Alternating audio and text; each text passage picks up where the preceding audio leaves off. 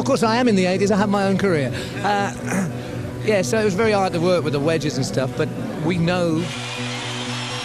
I'd like to introduce some friends of mine to you. Would you welcome Mr. Robert Plant, Mr. Jimmy Page, Mr. John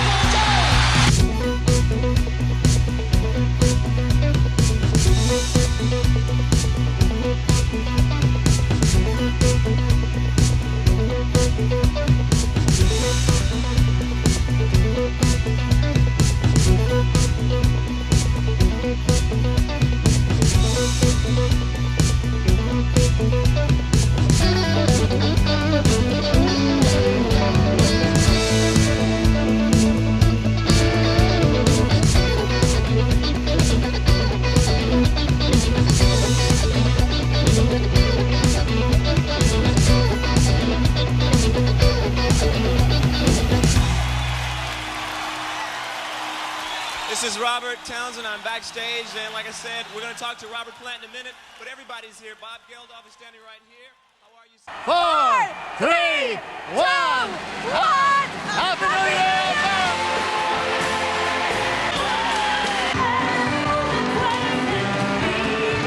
I'd like to introduce to you the people who have been working very, very hard for nearly 3 years. From Morocco, on bass guitar, Mr. Paul Martinez. On drums, from Los Angeles, California, Mr. Richie Haywood. From Wales, the land of dragons, and he should know if anybody does. Would you welcome on keyboards, Mr. Jez Woodruff? A man with 1,000 lives and 1,000 wives. Would you please welcome Mr. Robbie Blunt?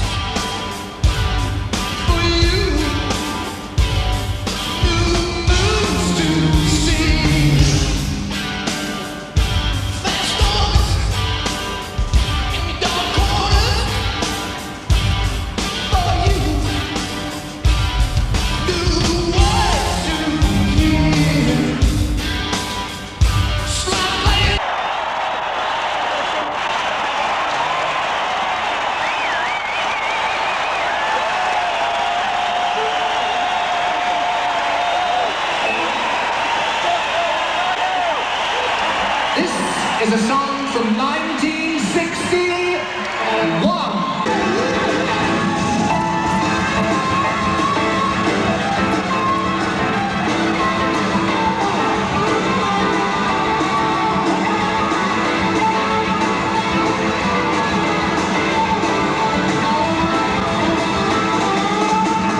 So you seem to be obviously enjoying your freedom from, you know, the corporate rock, may I call it?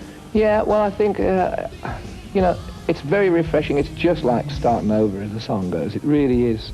I mean, I'm making mistakes and I'm being helped by people. Everybody's giving me a little shove in this direction and that direction, but by and large, the positive is definitely outweighing the odd goof. It's very good.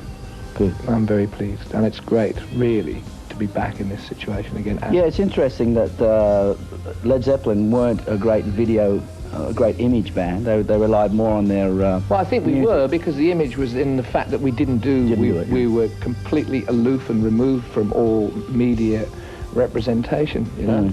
I mean, it was remarkable the amount of stories and legends and whatnot that I've encountered on my travels since that are complete sheer poppycock, but we were aware that it was all going on, but it was the best form of projection, was to do nothing and say nothing, just do these outrageous concerts and leave a mass of question marks behind us, so that now I'm going around mopping them all up, you know. tying up the loose ends, is it? Yeah, I'm not out for the dollars, but I'm out to let people know that I am Robert Plant, and everything that was before is gracefully gone, you know. And if this is part of the way of doing it, then well and good. When the sun sets from the day,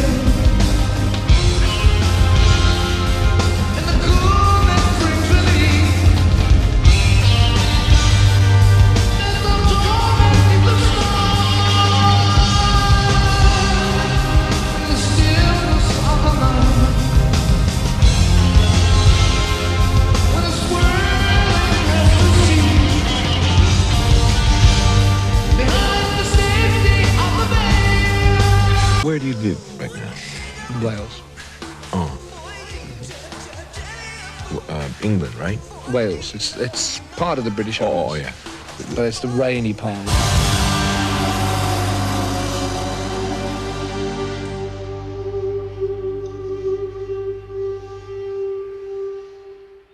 March 1984.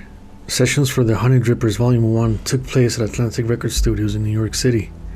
Encouraged by Atlantic's own Ahmet Ertegun, Robert Plant recorded an EP of 50s cover songs along Chic's frontman Nile Rodgers, late-night band leader Paul Schaefer, sax player Keith Evans, drumming wizard Dave Weckl, legendary bassist Wayne Petzwater, and guitar heroes Jeff Beck and Jimmy Page. Fun fact, Led Zeppelin recorded Bring It On Home at Atlantic Studios on July 24th, 1969. The album was published through Robert's Esperanza label and was one of his best-selling records of the decade. Well, let's talk about Sea of Love, which I loved in the Phil Phillips version. Sea of Love was probably just very, very close to being too close for comfort, if you like. You know, I don't see myself in a sequined blue top singing in Vegas quite yet. Oh, come on, Robert. Okay, all right, then you insist. Here we go. How did you decide that you were going to do a loyal but distinctive version? I guess I just wanted to have an orchestra around me. It's a terrible admission, but I really wanted to see strings swirling around while I was singing. And I'd done it at sound checks on the last tour, the Principle of Moments tour. A million times with the band saying, yeah, let's really do this splendidly. Let's make it cry. And to make it cry, it needed a 20-piece orchestra.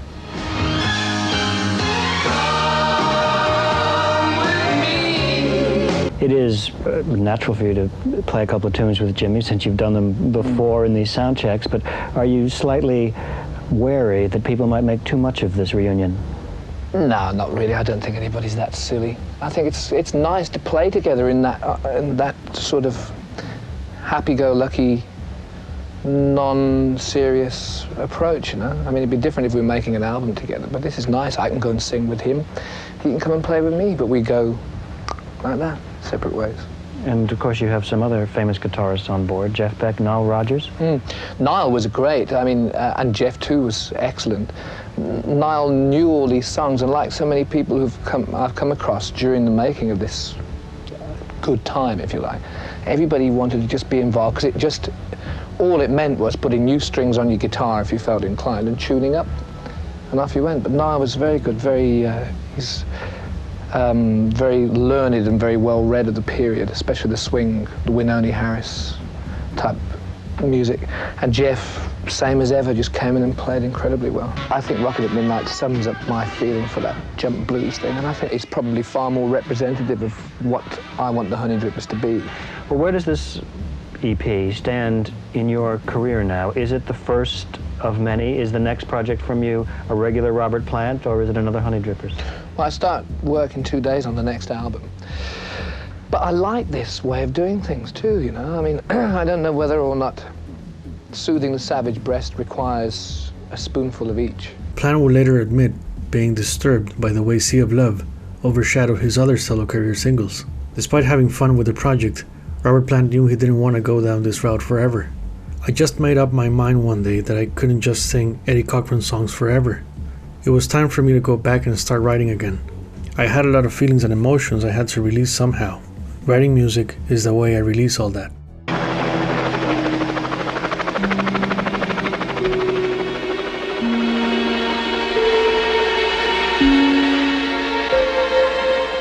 Jason's reign of terror is over.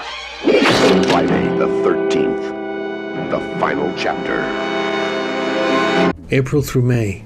Sessions for Roy Harper's 13th studio album take place. Whatever Happened to Jugular featured Jimmy Page on acoustic and electric guitars, as well as bassist Tony Franklin. The album exposed Roy Harper to a wider audience through his connection with Jimmy Page.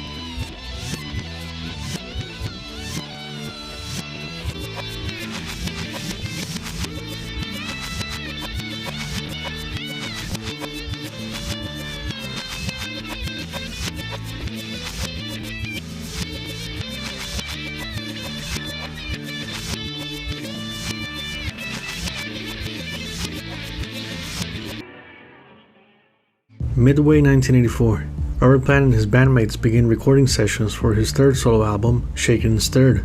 This would be his least successful effort to date. They entered the studio with sketches that took shape over long jam sessions. The album took 6 months to record, and some of its songwriting choices try to make it sound like an 80s album, but fell flat in some parts, sounding dated. Quote Robert Plant, "I was seriously affected by David Byrne. The songs didn't exist.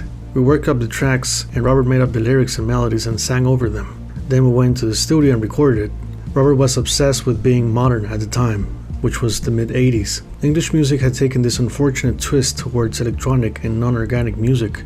He wanted to do that, but he had a bunch of guys in the band who were my age and who grew up playing real instruments. So we were making a compromise to be modern for Robert." A sort of early midlife crisis grew within Robert Plant, a change of seasons and attitude. Whether a case of lead singer syndrome, his divorce in 1983 with Maureen going separate ways, or the inevitable effect of the MTV era, he would slowly succumb to the pressure and temptation of staying modern, relevant, and forever young. Unlike his first two solo albums, this one had no production assistance from Phil Collins, and maybe we can agree that it shows. After all, this skill is not something you learn overnight. The band's playing is tight, and the performances do exhibit their musicianship, but most of the songs are not strong and rely on excessive explorations of electronic sounds. The magic of both Pictures at 11 and Principle of Moments was that Plant was not playing the game but having fun and avoided cliches as much as possible. He said he didn't want to follow the footsteps of, quote, all farts and aging rock stars, but Percy seemed to walk towards that. His hairstyle slowly started to resemble the larger-than-life singer days of Zeppelin. By 1988, his looks were a living encore of his past. Robert gave both keyboardist Jess Woodrove and guitarist Robert Plant, armed with a Roland synth guitar, the task of coming up with 80s sounds.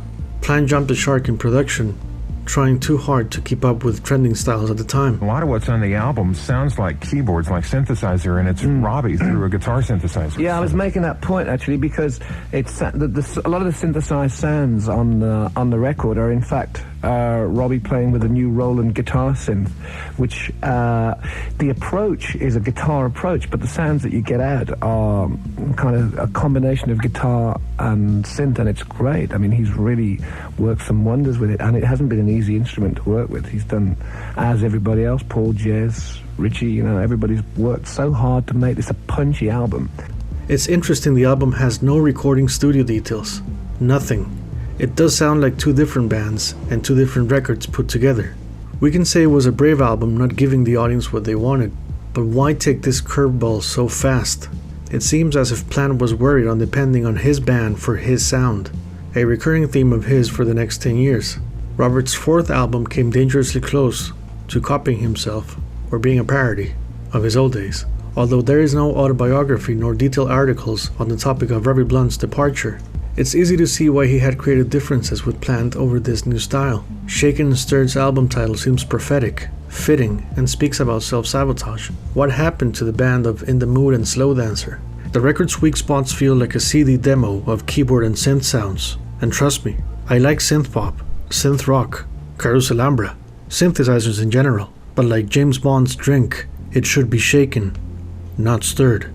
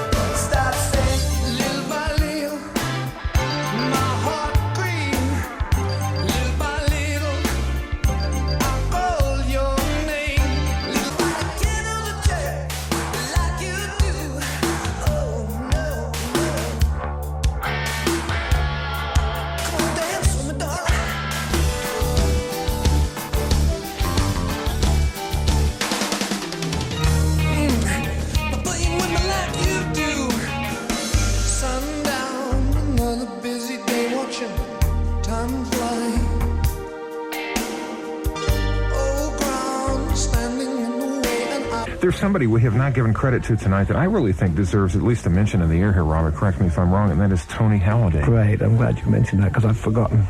Not that I should ever forget.